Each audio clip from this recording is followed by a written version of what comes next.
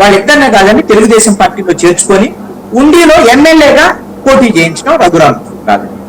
ఒకసారి ఎమ్మెల్యేగా పోటీ చేయడం అంటేనే రఘురామకృష్ణరాజు రాజకీయంగా ఒక రకంగా రాజకీయంగా చచ్చిపోయినట్లే. నేను అనుకుంటున్నాను అసలు రాజకీయంగా రఘురామకృష్ణరాజు ఎప్పుడు అయిపోయాడు, ఎప్పుడైతే తను ఈ 4 సంవత్సరాల పాటు ఒక స్థాయి జిగదారి తీవ్రమైనటువంటి ఒక గల్లీ స్థాయి లీడర్ కన్నా హీనంగా తన భాషను ఎప్పుడైతే మాట్లాడటం మొదలు పెట్టాడో ఆ రోజే రాజకీయంగా చచ్చిపోయాడు రఘురామకృష్ణరాజు. రాజకీయంగా అండి మళ్ళీ అతను చాలా ఫీల్ అయిపోతాడు. అందుకని చెప్తాను ఇది ఇలాంటి వాళ్ళని, ఇలాంటి నేచర్ ఉన్నటువంటి వాళ్ళని ఎవ్వరూ అంగీకరించరండి.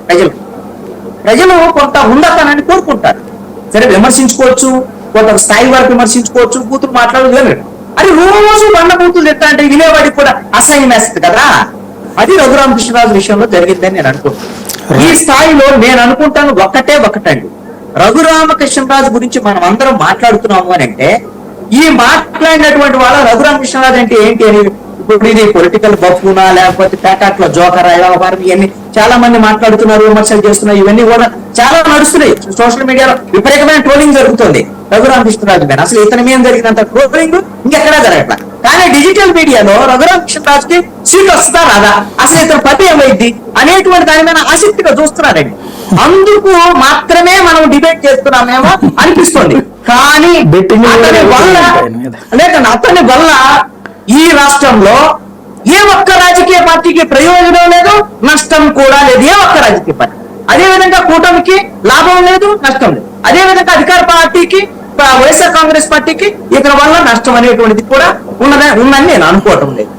ఇదంతా కూడా డిజిటల్ మీడియా వచ్చినటువంటి ఈ నేపథ్యంలో ఇలాంటి కొంతమందికి ఆ వ్యూస్ అవి వస్తాయి, కొంత లైక్స్ వస్తాయి, కొంతమంది చూసేటువంటి వాళ్ళు ఉన్నారు. ఏమైతే సోషల్ మీడియా ఫోన్ లోకి వచ్చేసింది కదా, ఏదో నిమిషం 2 నిమిషం అట్లా మాట్లాడి చూసేది అలవాటు అయిపోయింది. అందుకని ఇతను ఏమనుకున్నాడంటే ఈ టీవీలో మాట్లాడింది ఇవన్నీ చూసి నాకు 5 లక్షల మంది చూశారు, 2 లక్షల మంది చూశారు, 1,00,000 మంది చూశారు, వీళ్ళందరూ నా ఓట్లు అనుకుంటున్నాడు. ఈ టీవీలో చూసేటువంటి వాళ్ళు ఒక్క ఓటు మీకు ఓట్లు వచ్చేటువంటి పరిస్థితి ఉంటే బీజేపీ వాళ్ళు పిలిచి మరి నరేంద్ర మోడీ పక్కన కూర్చోబెట్టుకొని మాకు నరసాపురం అభ్యర్థి ఇతనే అని హిందీలో ప్రకటించేవాడు నరేంద్ర మోడీ. ఇతను ఓటు రాదు, ఓటు రాదు అని తెలియని తర్వాత ఒక ఓటు కూడా రాదు. ఇతను రాజకీయాల్లో బప్పులాగా మారాడు అనేటువంటి దానికైనా ఎక్కువ ప్రజల్లో ఉండేటువంటి ఒక అభిప్రాయం స్థిరపడ్డ తర్వాత ఏ రాజకీయ పార్టీ కూడా ఈ రోజున సీట్ ఇచ్చేటువంటి దానికి ధైర్యం చేయదు. అందుకనే చంద్రబాబు నాయుడు తెలివిగా డ్రామాలు ఆడుతున్నాడు, దీన్ని బీజేపీ మీదకి నెట్టేస్తున్నాడు.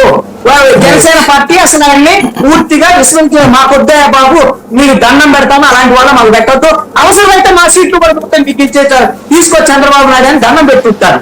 ఎందుకంటే వాళ్ళు ఎంపీ సీట్లు ఎమ్మెల్యే సీట్లు తగ్గించుకొని ఉన్నారు కదా.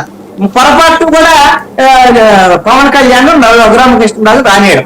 ఎందుకంటే ఎవరిని బట్టి తిట్టేటువంటి వాడు, అధినాయకుడు తిట్టేటువంటి వాడు, ఇలాంటి వాడిని ఏ పార్టీ వాళ్ళు కోరుకోరు కదా. చంద్రబాబు నాయుడు కూడా భయం ఇదే. అందుకని నాకు తెలిసి రఘురామకృష్ణరాజు ఫైనల్ గా మనం ఇన్ని చర్చలు చేసినా సరే రాజకీయ సన్యాసం తీసుకోవాల్సినటువంటి పరిస్థితి 2024 ఎన్నికల్లోనే వస్తుందేమోనని నా అభిప్రాయం.